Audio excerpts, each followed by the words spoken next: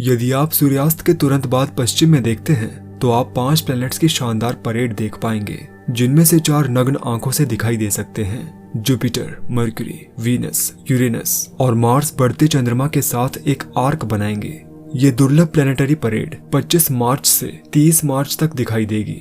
हालांकि यदि आप सभी 5 प्लैनेट्स को एक साथ देखना चाहते हैं तो कुछ प्लानिंग करने की जरूरत है। टाइमिंग, गहरा आसमान और हॉराइजन का क्लियर व्यू महत्वपूर्ण है।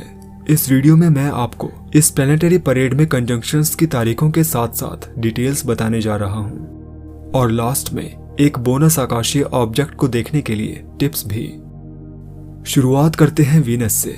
जैसे ही सूर्य हॉराइजन के नीचे डूबेगा, पश्चिम में देखिएगा, प्रकाश की सबसे चमकीली किरण जो आप देखेंगे वह -3.9 के इम्प्रेसिव मैग्नीट्यूड पर चमकता हुआ वीनस होगा। एस्ट्रोनॉमी में साफ मैग्नीट्यूड एक खगोलीय ऑब्जेक्ट की चमक को दिखाता है। मैग्नीट्यूड जितना ज्यादा कम होगा, ऑब्जेक्ट उतना ही चमकीला होगा। वीनस आसपास के आकाश के इस क्षेत्र में दूसरे ऑब्जेक्ट्स के साथ बेहद व्यस्त रहा है। सबसे पहले इसका कुछ सप्ताह पहले जुपिटर के साथ एक शानदार कंजंक्शन हुआ था, जब दोनों प्लैनेट्स एक दूसरे के आधे डिग्री के भीतर से गुजरे थे और शाम के आकाश में डबल स्टार की तरह दिखाई दे रहे थे। फिर 24 मार्च को चंद्रमा इस प्लैनेट के सामने से गुजरा, जिससे ये प्लैनेट दुनिया के कुछ हिस्सों से अस्थायी रूप से दिखना बंद हो गया। वीनस पूरे अप्रैल और मई के दौरान शाम के आकाश में राइज करता रहेगा। 23 अप्रैल और मई की शाम के आकाश में इसे पश्चिम की ओर देखना न भूलें, क्योंकि चंद्रमा प्लैनेट के बेहद करीब से गुजरेगा, जिससे शाम का दृश्य शानदार दिखाई देगा। जुपिटर और मरकरी को देखना कठिन होगा, क्योंकि वे हॉराइजन के काफी करीब होंगे। इन प्लैनेट्स को देखने का सबसे अच्छा मौका पाने के लिए सूर्यास्त से पहले शहर की रोशनी से दूर अंधेरे आसमान वाले स्थान पर जाना होगा। मौसम के पूर्वानुमान की जांच करनी होगी और सुनिश्चित करना होगा कि शाम बादल रहित हो। वेस्टर्न हॉराइजन में एक जगह देखनी होगी जिसमें सूर्यास्त को रोकने वाली कोई इमारत या पहाड़ न हो। आपको जुपिटर और मरकरी को देखने के लिए हॉराइजन पर देखने की जरूरत होगी और पूरे 5 प्लैनेट्स को देखने के लिए टेलीस्कोप की आवश्यकता पड़ सकती है।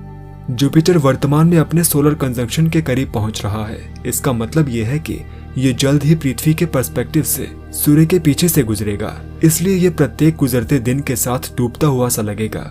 वहीं दूसरी ओर मरकरी ऊंचाई हासिल कर रहा है। परिणाम स्वरूप दोनों प्लैनेट्स 28 मार्च की शाम को एक दूसरे से मिलेंगे।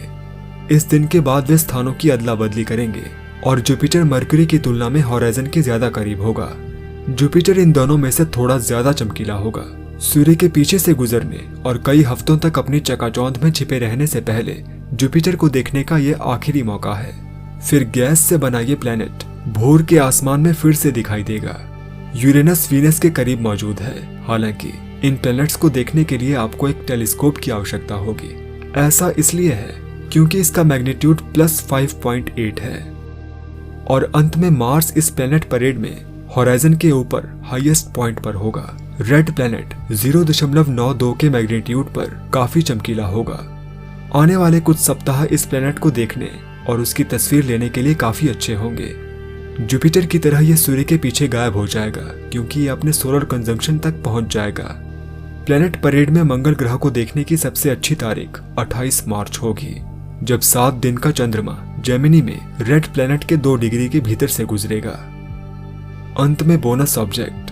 यदि आप पूरी रात जागते हैं या भोर से पहले जागते हैं तो आप सूर्योदय से ठीक पहले सैटर्न को ईस्टर्न हॉराइजन पर नीचे लटके हुए देख सकते हैं। सैटर्न हाल ही में सूर्य के पीछे से गुजरा है और भोर के आकाश में राइज कर रहा है। आने वाले दिनों में ये आधी रात का ऑब्जेक्ट बनना शुरू हो जाएगा और फिर शुरुआती शाम के ऑब्जेक्ट इसके अपोजिशन में होंगे। तो इस शानदार खगोलीय शो को देखना बिल्कुल मत भूलिएगा। वेस्टर्न हॉराइजन के क्लियर व्यू के साथ एक अंधेरी जगह पर पहुंचिएगा और इस आकाश में प्लैनेट्स के इस लौकिक नाच को देखिएगा। साथ ही एक कॉमेट पृथ्वी की ओर आ रहा है, जो रात के आकाश में सबसे चमकीले तारों को भी पीछे छोड़ सकता है। ये सबसे चमकीला कॉमेट हो सकता है जिसे हम दशकों बाद देखने वाले हैं।